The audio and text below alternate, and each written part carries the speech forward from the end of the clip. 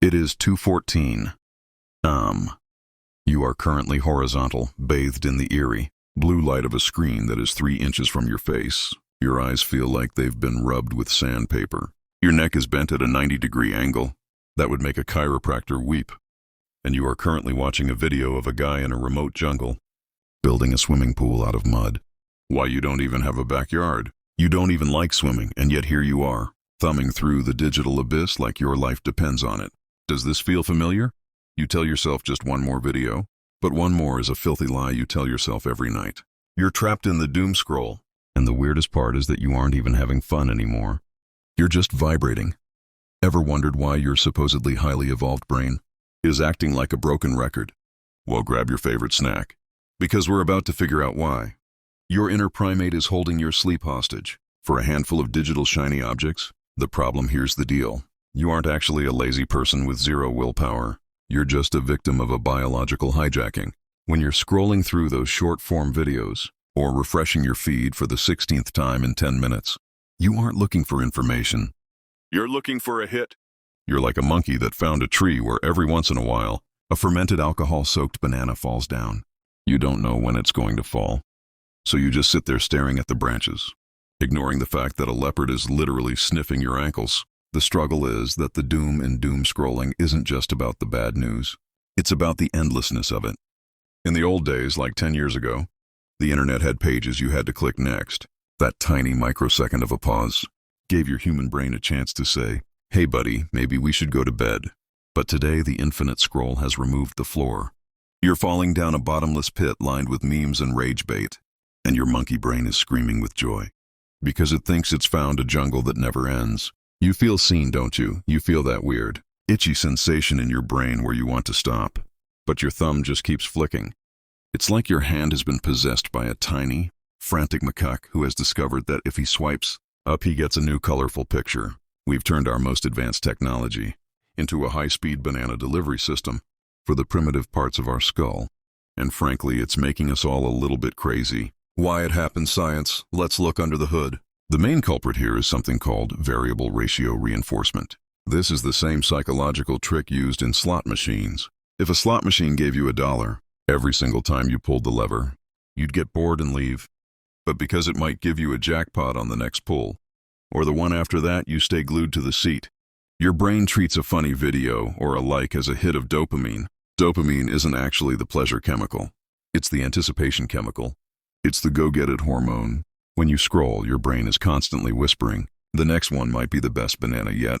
This keeps your prefrontal cortex, the part of you that pays taxes and understands that 7 a.m. comes early, tied up in the closet while your basal ganglia, the monkey part, takes the wheel. Furthermore, your brain has a negativity bias. Back in the jungle, the monkey who ignored a rustle in the grass got eaten. The monkey who obsessed over the bad news, the predator, survived. So when you see a headline about a global crisis or a Twitter feud, your brain thinks this is vital survival information. It forces you to keep reading, because it's trying to save you from a threat that is actually 3,000 miles away and has zero impact on your actual life. It's a survival mechanism that has been weaponized by software engineers to keep you staring at ads. Finally, there's decision fatigue. By 2 a.m., your human brain is exhausted. It's been making choices all day. What to wear, what to eat, how not to yell at your boss. By bedtime, your willpower is a puddle. The monkey knows this. It waits until you're weak. Then it grabs the phone and says, "My turn now," without the energy to make a conscious decision to stop. You just drift along the current of the algorithm, like a leaf in a stream of digital sewage. The deeper issue, the hidden consequence of this, isn't just that you're tired the next morning. It's something called revenge. Bedtime procrastination.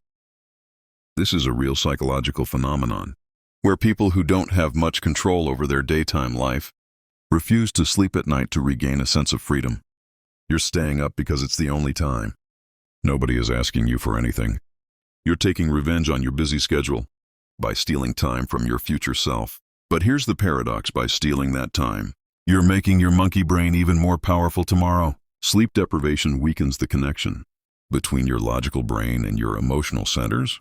When you don't sleep, your human is too hungover to function, leaving the monkey in total control of the ship. You're basically feeding the monkey caffeine and giving it a megaphone. Humor aside, This constant state of scanning for threats or searching for bananas keeps your nervous system in a state of high alert. You're trying to relax, but your brain is actually in foraging mode. You're wondering why you feel anxious.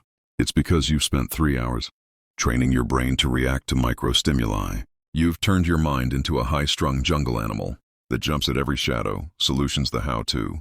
All right, enough about how broken we are. How do we put the monkey back in its place? We need to build some fences in our mental jungle. Here are 5 specific actionable ways to stop the scroll. The grayscale trick monkeys love bright, shiny colors. That's how they find the best fruit. Go into your phone settings and turn your screen to grayscale. Suddenly, Instagram looks like a depressing newspaper from 1940. The visual banana loses its appeal, and your monkey brain will get bored within minutes. It's like serving a monkey a plastic banana. It'll take one bite, realize it's fake, and drop it. The physical distance rule: your monkey is lazy if the phone is. Within arm's reach, it will grab it at 10 p.m. Put your phone in a different room if you use it as an alarm. Buy a $10 dumb alarm clock, forcing yourself to actually stand up and walk to another room to check a notification. Creates a friction barrier that gives your human brain enough time to wake up and say, wait, what are we doing? The 20 breath buffer. If you find yourself mid-scroll, don't try to force yourself to stop. That just makes the monkey panic. Instead, tell yourself, I can keep scrolling, but first I have to take 20 deep breaths, usually by breath 12. Your prefrontal cortex has come back online and the spell is broken. You've successfully bored the monkey into submission. The banana replacement strategy. You can't just take away the monkey's toy. You have to give it something else to do.